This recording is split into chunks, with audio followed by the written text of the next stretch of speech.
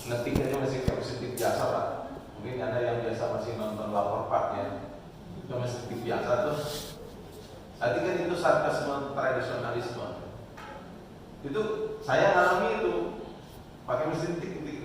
Kalau makin kiri makin kanan tuh dibuat malnya dulu di belakang. Saya garis, terus kalau mau masukin kertas mesti dua. Jadi ketika nulis pakai bayang-bayang. 1, 2, 3. Itu satu lembar itu bisa 10 menit ya untuk menyelesaikannya. Itu teknologi energi capture teknologi yang pada saat itu masih sangat minim. Tapi sekarang kan tidak.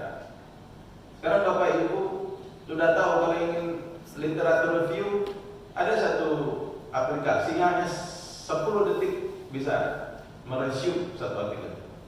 Masukin nanti kan spread keluar, itu copas pindah selesai. Artinya teknologi sekarang banyak. Belum lagi translating, ya translating artikel. Sekarang mudah sekali, copas pindahin ke Google Translate atau dl.com atau banyak lagi sederet.com, semuanya tinggal cetak selesai membaca artikel benar-benar. Artinya bahwa energi capture-nya sudah sangat luas. Jadi bagi saya tidaklah mungkin zaman sekarang anak-anak atau mahasiswa itu tidak selesai karena tidak ada kemampuan teknis yang tidak mendukungnya. Nggak mungkin. Mestinya bisa lebih cepat. Tapi kalau faktanya tidak juga cepat, berarti bukan it is not the matter of technology atau extended energy capture, tapi pada manusianya. Nah, kalau sudah kepada manusianya, berarti kita memiliki setback.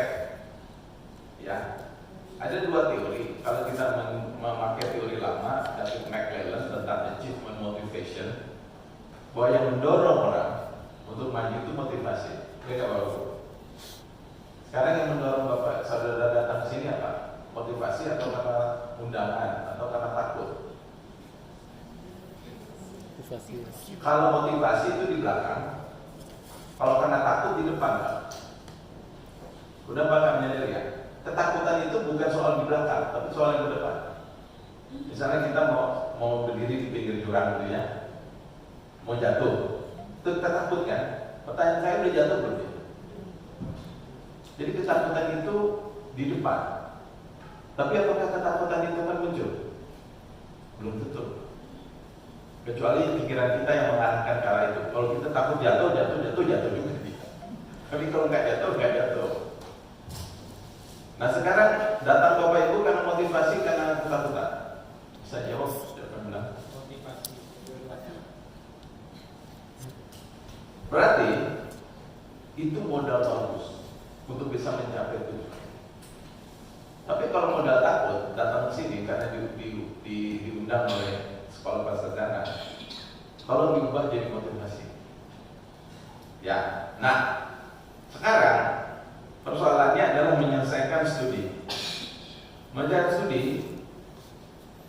Bapak Ibu kalau lihat ini kalender akademik baru terbit, kemudian juga baru disebarkan oleh rektor tentang peraturan putusan rektor nomor 105 KPT RTNBH 6 2023 tentang kalender akademik Universitas.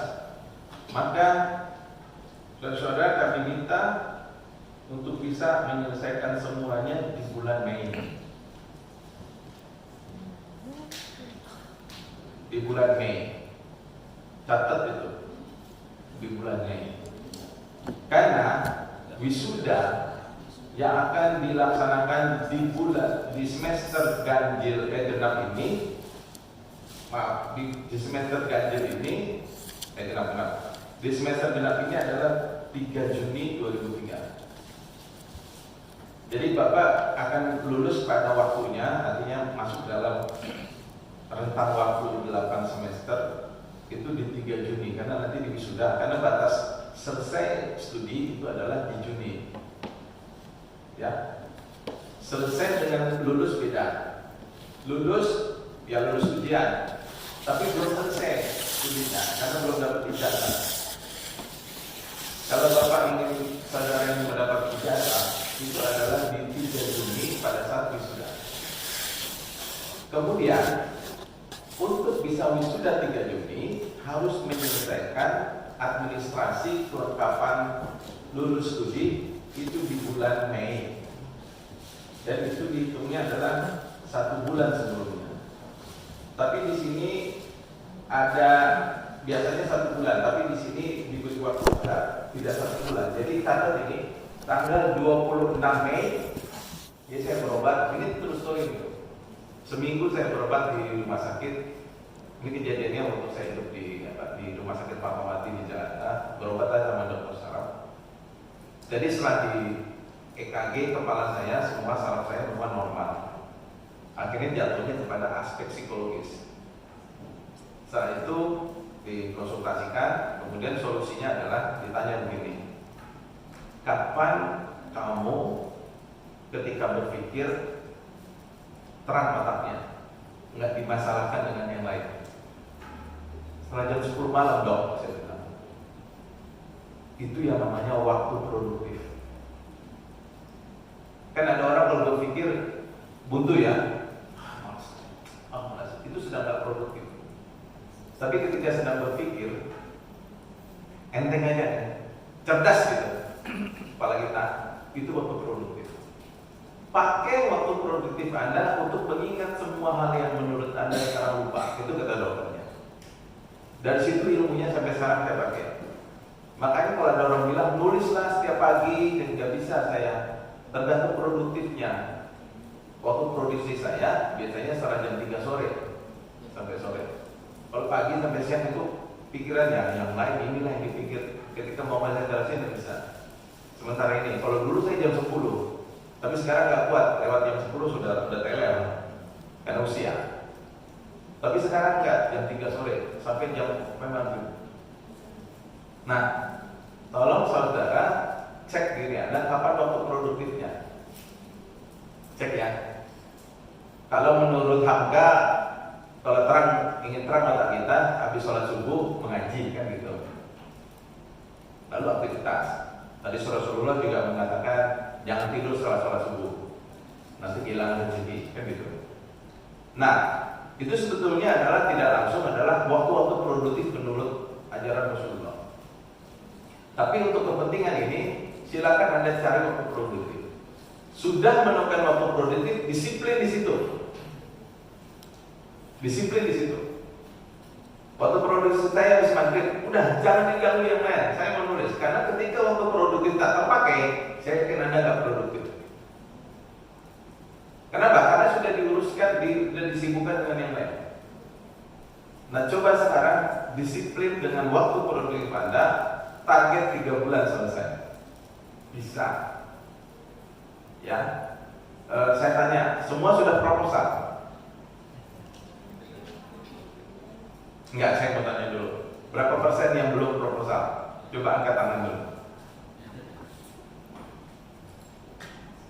1, 2, 3, 4, 5. 5 dari 21. Ya, 1/4. Ya, yang lain sudah proposal ya, berarti ya. Kalau sudah proposal kan tinggal riset sama penulisan. Ya, karena saya sudah selesai urusan ambil studi itu, ya saya katakan memang tinggal itu, betul.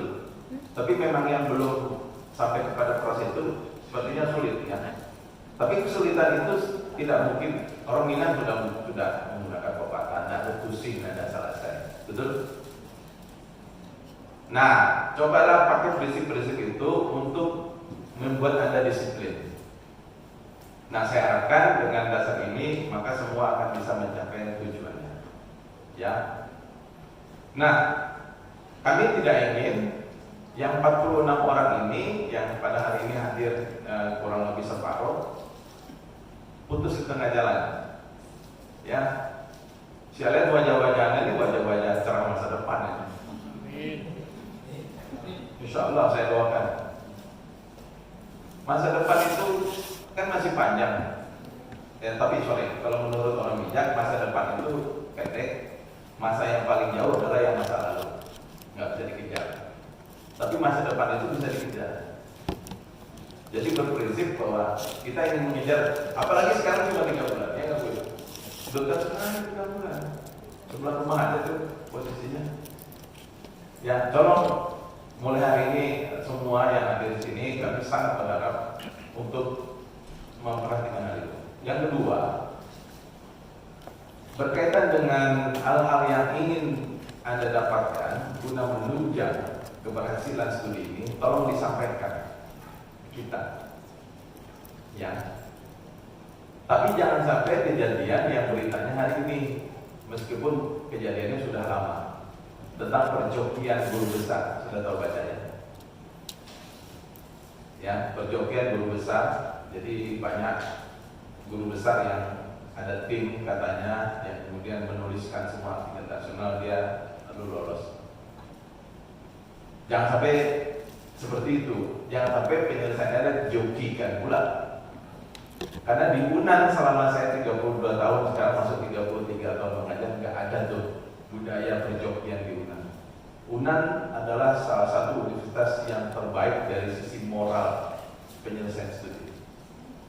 Lunak, keras, penuh tantangan atau mudah, UNAN itu melewati budaya keberhasilan melalui ilmuwan sejati. Jadi nggak ada tuh, UNAN jangan sampai dicoreng dengan hal seperti itu. Jadi Anda menyelesaikan tesis jangan pakai joki, ya, jangan pakai joki. Selesaikan sendiri, karena itu masterpiece, ya, blueprint dari diri Anda sebagai ilmuwan pada bidang penyelesaian studi magister. Ya, itu. Jadi lakukanlah upaya semaksimal mungkin. Sekarang istilahnya all out. Sama dengan pertandingan bola atau lari sprint, itu di detik-detik terakhir itu adalah yang untuk mencapai tujuan. Jadi saya harapkan semua melakukan upaya. Yang terakhir, solusi untuk itu tolong sampaikan ke kami. Kalau kami berharap Anda semua datang ke kampus, karena suasana kampus akan berbeda dengan suasana tempat kerja. Biasanya suasana tempat kerja nggak bisa dicampur dengan kepentingan studi. Habis kepentingan studi gara-gara urusan kerja. Saya tahu Anda kerja, Pak, saya kerja, kalau kerja nggak digaji, saya dapat. Iya, saya tahu itu. Tapi ada tanggung jawab yang jangka pendek yang harus diselesaikan. Pandai-pandai saja untuk membagi waktu. Maka ketika waktu produktif, gimana cara Anda datang ke kampus? Kami sudah berusaha memberikan warna fisik lebih baik kepada kita semua untuk Anda senang datang ke kampus. Sudah lihat kan? Di bawah ada coffee shop. Itu terbuka untuk mahasiswa kasih sarjana. Bukan untuk dosen saja, tapi untuk mahasiswa. Duduk deh di situ, ngobrol, diskusi. Siapa yang sudah pernah masuk? Takut? Malu? Segan? No way.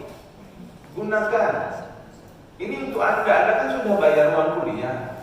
Anda sudah menjadi bagian dari komunitas sekolah pasar sarjana. Manfaatkan.